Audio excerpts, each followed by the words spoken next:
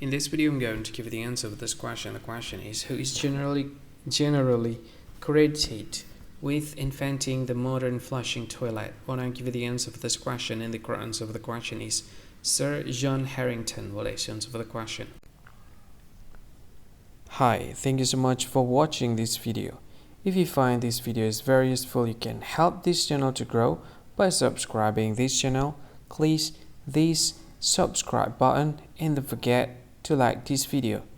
And if you find this video is not really good, or you don't really like this video, or you kind of feel that it's a little bit offensive or something like that, you can click this one, dislike button. You can do that anyway.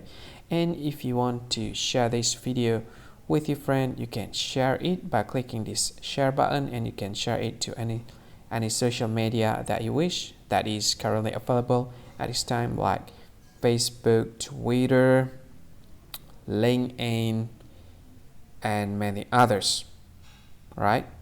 And if you want to add this video to your playlist, you can click this one. You can watch this video later, and you can find more options by clicking these three dots. And yeah, don't forget to subscribe. I think that's all of it. Thank you so much for watching this video, and see you again in another video. Bye bye. See you again.